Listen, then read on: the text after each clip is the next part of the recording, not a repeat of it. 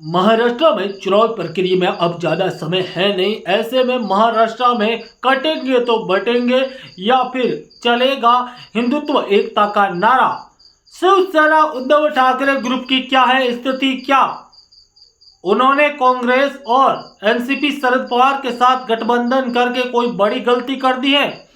जिस प्रकार से 2022 में शिवसेना टूटकर दो टुकड़ों में बंट गई थी, उद्धव ठाकरे अकेले अकेले से लग रहे थे, उसी से महाराष्ट्र की सियासत में बड़े बदलाव हुए। 2023 आते आते अजीत पवार ने सच्चा शरद पवार का साथ छोड़ा और महाराष्ट्र की सरकार, महायुति की सरकार एक ऐसी मजबूत सरकार बन गई जिसको तोड़ पाना आसान नहीं था।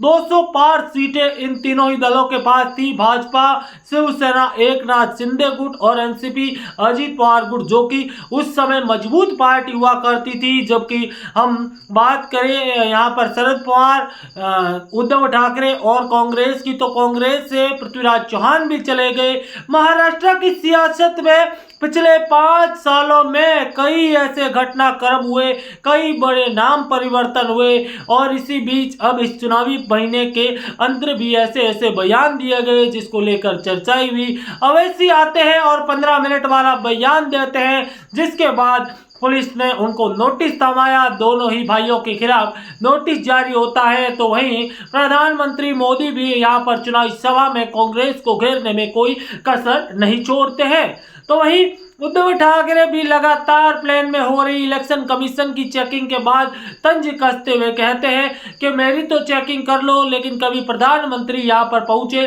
तो उनकी भी चेक करना, मुंह नीचे मत झुका लेना। इसी बीच शिंदे ने भी उद्धव ठाकरे के इस कमेंट का करारा जवाब देते हुए कहा, उनकी जब जांच चल रही थी तो उन्होंने कहा यू रिपोर्ट नहीं है, कपड़े हैं। और इसी बीच अजीत पवार, रामदास आठवले सहित बीजेपी के बड़े नेताओं की लगातार प्लेन में जांच जारी है। तो वहीं महाराष्ट्र में कटेंगे तो बटेंगे का नारा इन दिनों काफी चर्चाओं में माना जा रहा है।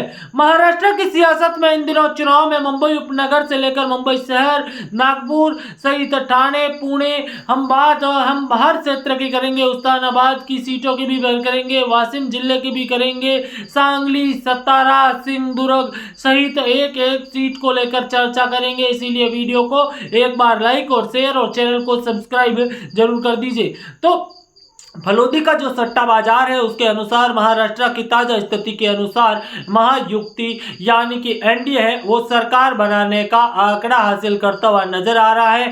ताजा स्थिति के अनुसार महायुति यहां पर सरकार बनाने का आंकड़ा हासिल कर सकती है।